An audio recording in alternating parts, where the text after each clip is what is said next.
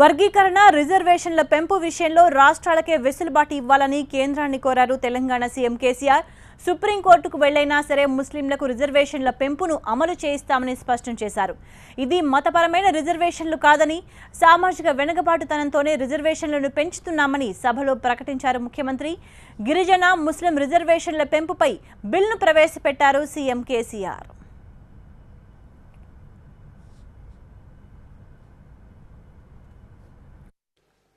అధ్యక్ష, ఈరోజు మేము ప్రతిపాదిస్తున్నటువంటి గిరిజనులకు రిజర్వేషన్ కానీ, బీసీఈ వర్గాలకు రిజర్వేషన్ కానీ ఇవి కొత్త రిజర్వేషన్లు కావు అధ్యక్ష.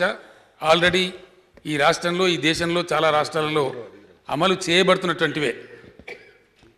ఆల్రెడీ చేయబడుతున్నటువంటి రిజర్వేషన్లనే మేము ప్రజలకు ఇచ్చిన వాగ్దానం మేరకు పెంపు కోసం ఈరోజు ప్రతిపాదించి తమ ముందుకు, గౌరవ సభ ముందుకు రావడం జరిగింది అధ్యక్ష.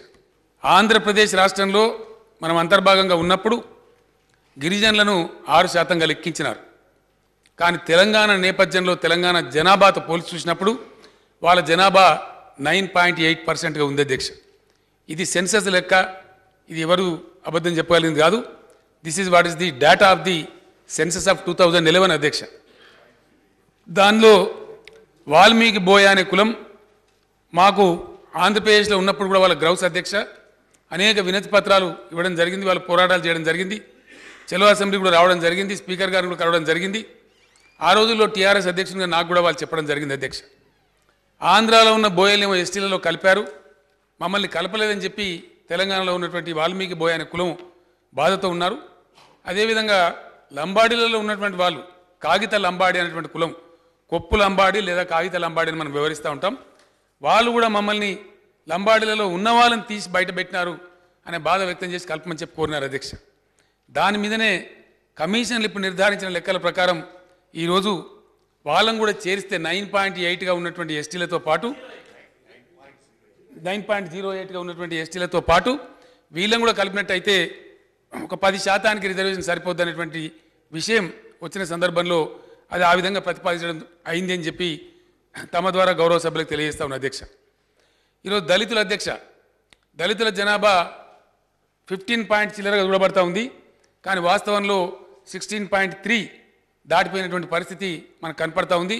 అక్కడ కూడా ఒక 1% ఎస్సీలకు తప్పకుండా పెంచాల్సిన అవసరం ఉంది అధ్యక్ష. ప్రభుత్వం ఆ 1% కూడా పెంచడానికి సిద్ధంగా ఉంది. దానికి అనుగుణంగా మేము ఎస్సీ కమిషన్ కూడా త్వరలోనే అపాయింట్ చేయబోతా ఉన్నాం. ఈ రిజర్వేషన్ పెంచాలంటే ఊరికి ఆఫీజాడ్గా పెంచడానికి ఉండదు.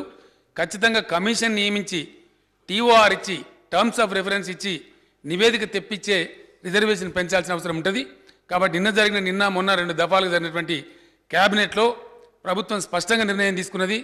దళితులకు కూడా తప్పకుండా పెరిగిన జనాభా దృష్ట్యా, నేపథ్యం మారి కొత్త రాష్ట్రం ఏర్పడ్డ దృష్ట్యా ఈ రాష్ట్రంలో ఉన్న వాళ్ళ జనాభా ప్రపోర్షన్లో ఇవ్వాలని చెప్పి ఒక 1% దళితులకు కూడా పెంచాలని కూడా నిర్ణయించినామని చెప్పి సందర్భంగా మనవి చేస్తూ ఉన్నాను అధ్యక్ష. అదేవిధంగా అధ్యక్ష, కొన్ని అపోహలు సృష్టించేటువంటి కార్యక్రమాలు కొంతమంది ప్రచారం చేస్తూ ఉన్నారు. ఈ బిల్లు పెట్టడం ద్వారా బ్యాక్వర్డ్ క్లాసెస్కి అన్యాయం జరుగుతుందని చెప్పి మాట్లాడేటువంటి పెద్దలు కూడా కొందరు ఉన్నారు. నేను బ్యాక్వర్డ్ క్లాస్ ప్రజలకు స్పష్టమైన హామీ ఇస్తా ఉన్న అధ్యక్ష, ఎట్టి పరిస్థితులలో ఈ పెంపు ద్వారా బీసీలకు ఎటువంటి అనుమానం కూడా అక్కరలేదు, వాళ్ళ రిజర్వేషన్లకు ఎటువంటి ముప్పు కూడా ఉండదు. అంతేకాకుండా నిన్న క్యాబినెట్లో ప్రభుత్వం నిర్ణయం తీసుకున్నది, ఖచ్చితంగా బీసీల రిజర్వేషన్ కూడా పెంచవలసిన అక్కర ఉంది. ఆ విషయాన్ని బీసీ కమిషన్ కూడా అప్పగిస్తూ ఉన్నాం. వాళ్లకు ఖచ్చితంగా 6 months లోపే నివేదిక ఇవ్వమని చెప్పి కూడా ప్రభుత్వం ఆదేశం కూడా ఇస్తూ ఉంది. ఒకసారి ఆ నివేదిక వచ్చిన తర్వాత బ్యాక్వర్డ్ క్లాసెస్ వాళ్ళకు కూడా తప్పకుండా రిజర్వేషన్ బిల్లు తీసుకొని మళ్ళీ నేనే ప్రతిపాదించి ఈ సభ ముందుకు రావడం జరుగుతుందని కూడా తమ ద్వారా మనవి చేస్తూ ఉన్న అధ్యక్ష.